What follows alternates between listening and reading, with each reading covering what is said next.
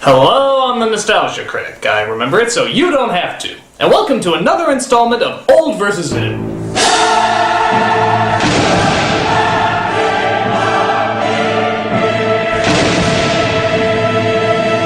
Say, what do Eddie Murphy and Jerry Lewis have in common? Well, they both can be comedic geniuses when they're not being ungodly annoying. But they both had a movie that seemed to define a good chunk of their careers. And they just so happened to be the exact same movie, The Nutty Professor. Both these films in many ways are considered comedy classics, and it's one of the few remakes that's said to be just as good as the original. But which one is better? Which one has more comedy, better characters, and the better story? Well, it looks like once again I'm gonna have to decide because you mindless apes can't think for yourselves. This is Old vs. New, The Nutty Professor.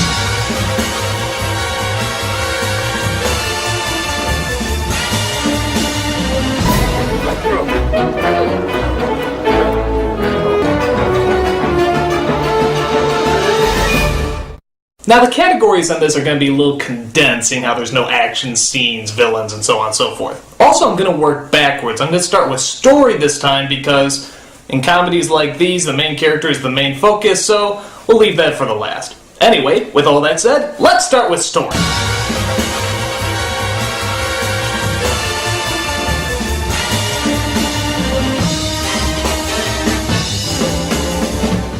Of course, the story of the Nutty Professor is a retelling of the classic Jekyll and Hyde, except here, it's played up for laughs. A goofy scientist creates a potion that transforms him into the exact opposite of what he is. So instead of being awkward, nerdy, and not good looking, he's the suave, cool, and attractive swinger named Buddy Love. But he also turns into a jerk, hurting others to make himself feel better and caring about nothing except himself. The new version is pretty much the same outline except for a few big differences, and I mean big. Instead of making Eddie Murphy into just a nerdy scientist, they added a couple 100 pounds to him as well, adding even more to how socially unpopular he can be. This works a little better when it comes to why the professor wants to transform. In the original, he's sort of beat up by one of the students, which I gotta admit the idea alone on that is pretty funny. But here it's played up a little bit more for laughs. In the new one, he's heckled by a comedian played by Dave Chappelle. And even though the jokes made are funny as well, you really feel the heartbreak he's going through, as he's publicly laughed at and humiliated in front of his date. Boy, so fat every time I turn around, it's his birthday. He must be on that new diet, Slim Slow. I bet I cut his fat ass open and bleed chocolate milk. Now we know what's eating Gilbert's weight, don't we?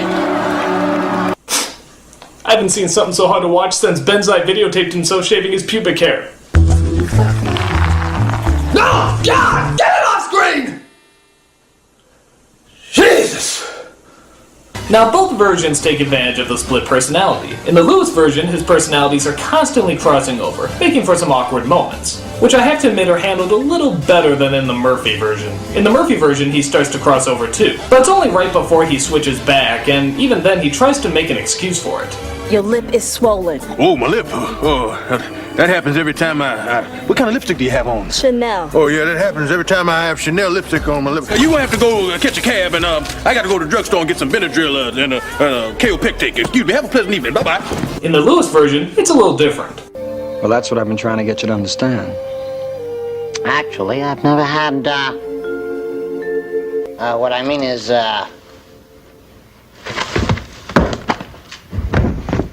That is hilarious. There's no explanation, no excuse, he just bolts. That's funny as hell. In fact, I was impressed at just how unpredictable the Lewis version was. It didn't always follow the traditional comedic story. It actually throws you for a few loops. The Murphy version is a bit more traditional. The geek is in love with the beautiful woman, she finds him awkwardly charming, but some misunderstanding takes place where she suddenly hates him. I really hate those misunderstandings, they just slow things down. You know he's gonna get her in the end anyway, so why waste our time? In the original, though, we get a lot more unexpected stuff. For example, when he first takes the potion, you expect him to start looking suave and good-looking, but instead... What the hell? How funny is that? He actually turns into a monster first, actually making it look like they're gonna go for the traditional Jekyll and Hyde story. And then from his point of view, we see everybody staring at him like he's something they've never seen before. Only to find out that by this point he's transformed into the swinger Buddy Love. So they weren't looking at him out of fear, they were looking at him because they were so blown away by his coolness. That's really clever. But sadly, a lot of these comedic stunts don't always add up in accordance to the story. For example, how come he never goes through that transformation scene again? He just appears as Buddy Love from then on. Also, there's jokes like this that don't really fit into the tone the film is trying to create. Here, enjoy yourself. It's a cute sort of cartoony joke, but there's never any other jokes like it, so it's sort of out of place. There's a couple jokes like that, some of them just don't fit in as well as you'd think they would. Plus, there's just some weird scenes like this where the girlfriend would just go out of focus. And just generally get acquainted. Why? Is her hotness just breaking the fabric of space and time? You could argue that it's supposed to be symbolic, but this is a Jerry Lewis movie, not a Eraserhead. Though Lord knows he does sort of look like that woman with the chipmunk cheeks. Also, I never quite got the ending to this movie. He makes a big, really well put together speech about being yourself just as he's being exposed to everybody. Yet later it looks like the girlfriend sneaks a couple of bottles of the formula for herself. Is she gonna sell them? Is she gonna use them on Lewis again? Either way, doesn't that sort of go against the moral and the characters of the story for that matter? They just never ever make this clear. Explain, movie! Explain! Oh good, that was just a little one. For as more conventional as the new one is, it does keep everything on the same tune. It knows what kind of movie it's trying to get across, and it keeps it all on the same level. Both films are very hit and miss when it comes to their jokes in my opinion, but when they work, they really work. But the new one seems to tie them together a little better. And while I admire the original for taking risks and trying all sorts of various jokes, the jokes are just all over the place, and don't always have focus. Tough call, but I am gonna go with the Eddie Murphy version. It's just more focused and knows what it wants to be. Point goes to the new. Well, thank you very much. I'm flattered.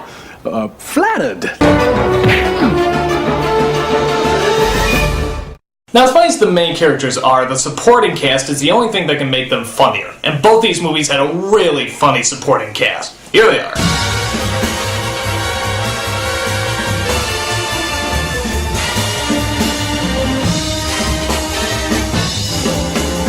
First, let's take a look at the love interest. In the original, the professor falls in love with one of his students, which I have to admit is a tad creepy. I don't know, something about a teacher fantasizing about someone supposedly half his age is a little unsettling. Like, remember that countdown of the Olsen twins counting down to when they finally turn 18? Dude, you knew them when they were troll children. Why would you want to bonk that? And actually, I used the word supposedly half his age because... is it me, or does it look like she's 30? In fact, all of them look like they're in their 30s. These are college students? They're about as authentic as the high school students in 90210, and have about just as many black people in the school too. The Murphy version was a tad more realistic. I mean, for one, they have black people. In this one, she was a student, but she was a grad student, as well as serving as a teacher, so you can sort of buy that she would be a little bit older. But now the downside to her is that the character is a little generic. Not bad or anything, but she just didn't stick out that much. The Lewis version was a little bit more interesting. She was a no-nonsense gal who was direct and always spoke her mind. And even though she hated Buddy Love, there was something that drew her into him, which even she herself can't explain. I kinda like this because we don't know if it's Buddy's charm that draws her in, or the fact that she sees a little bit of the professor in him. Either way, it makes the story much more interesting. How about the bully? Again, in both versions they're both hilarious, but Dave Chappelle gets a lot more screen time, and is thus allowed to be a lot more funny. Plus, is it me, or is this the best revenge in the history of revenges? You're so funny the way you take a person's personal defect and flip it around. That didn't even work with me doing it to you, Reggie. Look at Reggie's gums and teeth. Look like his mother had an affair with Mr. Ed. Reggie's mama is so fat. Her blood type is rock and roll. Ladies and gentlemen, Reggie has left the building. Now, be honest. Don't some of you wish you could do this to Dave Chappelle? How dare you leave the Chappelle Show? That show was in its prime! How dare you only give us a few seasons, you damn comedic genius! But I have to admit, the bully from the original is pretty funny too. It's just so strange how a student would abuse a teacher like this. And that wasn't very nice when you said that my practice was stupid. No, I might have meant that I was stupid in assuming that practice was stupid. Naughty, naughty, naughty. Now, teacher. Well, no, you shouldn't be upset. You must realize that. You must realize what you're doing. But his revenge is only reduced to a talking down to, and that's not nearly as funny. Chappelle is obviously the funnier guy here. But But for me, the most hilarious character is the Dean from the original. I just love how stereotypically white he is. This is the over-the-top tight ass who always wants everything to run smoothly. Do you happen to recall what that additive was? And nitroglycerin. The results were? Negative. And? Noisy. Noisy? We've seen this character a dozen other times in a lot of other films, but the timing and exaggerated delivery this guy has just makes him unbelievably funny. The Dean in the other movie is good too, and he certainly has his strong moments. Comfy? Great. Anything I can get for you? Juice, coffee, rack of lamb? But this guy is just so memorable. Watch how quickly he switches moods. I saw young Phipps the other day. You recall Arnold Phipps was in my class that day. Oh, yes, really? What did he have to say? Well, he said he's feeling much better and that the bandages should be off in about 2 weeks. Oh, well, exactly. That's exactly what I mean. You are a menace. That was like a millisecond, and that's funny as hell. Now, some of you might be wondering about the family in the newer version, who's all played by Eddie Murphy. It's hard to say whether or not I should include them, seeing how they're all the same person. I don't know, I think it's sort of cheating to include them personally, but even if I did include them, I would still lean towards the Lewis version. As funny as they are, they seem a little bit more distracting than they do helping. I mean, it is humorous, but not hilarious. I'm just admiring the effects more than I am the actual comedy. With that said, I have to lean towards the Lewis version, because even though they have fewer characters than the Murphy version, they're still so damn memorable. And don't get me wrong, the ones in the Murphy version are too, but these characters seem to be written a little tighter and are a little bit more direct, which means you get a lot more comedy out of them and at a faster pace. Though I guess logically that means they do a better job at participating to the humor of the film, and that gets my vote. Point goes to the Lewis version. What's right is right.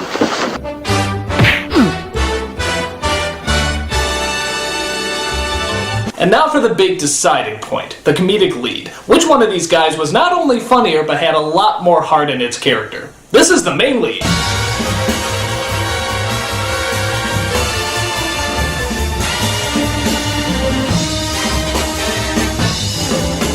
This is another one that's hard to choose because both these guys are hilarious in their own right. They can get a little grating at times, but for the most part, they're just gold.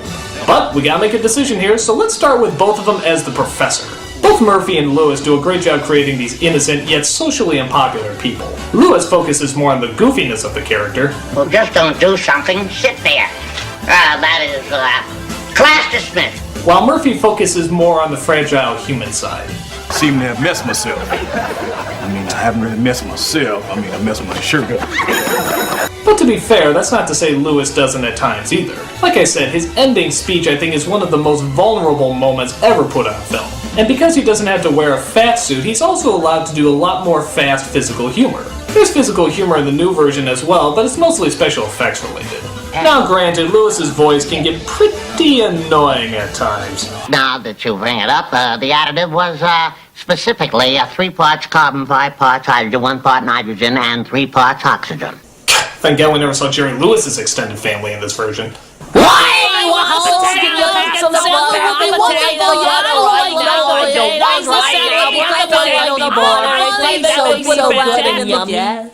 But then again, I guess the professor's voice is supposed to be a little annoying. That was sort of the idea. And it never does shadow the kind hopelessness that the character possesses. I don't know, for me it's kind of a tie, as I feel really sorry for both of them, and yet I also find them both incredibly funny. But let's take a look at the other persona, Buddy Love. These two couldn't be more different. Lewis plays him as this smooth swinger who acts like nothing impresses him. I know what you're thinking. Where's he been all my life, right? Murphy plays him like an eccentric billionaire who can do whatever he wants and enjoys every second of it. Take a break, nigga, Ratchet. Take the Everly Brothers with you. Come on, it's showtime! But this is where I really have my problem. And believe it or not, it's not with the Murphy version, it's with Lewis's. I know what he's trying to do, sort of a satire of Dean Martin, playing it so cool that he's able to get away with murder. The thing is, though, that I buy the part of him that's supposed to be a jerk, but I don't buy the part about him being suave. He just seems like a rich asshole. There's nothing charming about him at all, which is weird. He's a good singer, fancy dresser, can defend for himself, even if he does punch like a girl. So what's wrong with him? I think this comes from the fact that nothing about him seems confident. It seems like an act. Whenever I look at him, I feel like here's an insecure douche who's trying to look like a not insecure douche, and yet still comes across as an insecure douche. Douche. What'll it be? Aw, that's no way to talk. What'll it be? And don't get me wrong, Murphy's version is a douche too. But at least he has a lust for life. He enjoys everything. He's the kind of person you want to go partying with. You can understand why people would want to be around him. And if he hurts your feelings or anyone else's feelings, hell, at least you had a lot of fun through it. I don't get that with Lewis. It seems like a wimp who's trying to act like a tough guy, and that shouldn't be. Everything about him is written right, and I love the way he just appears in the room. You ever notice that? He never walks in, he just sort of appears. But I just never believed he was a cool jerk. Now there's lots of people that can pull off the cool jerk and still seem confident, like Jack Nicholson, Orson Welles, Marlon Brando, that bitch from Peanuts, but I never got it out of Lewis. Murphy's version, while certainly wild and over the top, still seemed likable, even when he was doing horrible things. Tough to say because I love both versions of the Professor so much, but I think Murphy's is just a little bit more believable, and therefore more identifiable, even if he is a wild pain. And like I said, I love both of these movies a lot, but if you had to twist my arm and force me to choose, I'd have to go with the newer version. Mostly because Murphy's characters just seem more complete. And on top of that, the film just seems more focused. True, there are many moments in the old that are funnier, and if it hadn't been for the original version, this one wouldn't even exist. But this just seems like the more complete film, and it gets my vote as the better movie. The Eddie Murphy version, the superior comedy. Oh, Hercules, Hercules, Hercules. And that's my old versus new on the Nutty Professor movies. I hope you like this show, and... the parents of that Peppermint Patty kid, because they didn't like what I said about their daughter. Hello? What? I can't understand you! Why don't you stop blowing a horn and fucking talk to me? Who does that? Who talks to people as a horn? Okay, you're really freaking me out now. Stop it! Stop doing that! No, speak English to me! Don't! Hold on. I'm a nostalgia critic. I remember it so you don't have to. Who does that? Who talks to a fucking horn? Oh, hold on. Let me get my clarinet. We can have a proper conversation. Shut up!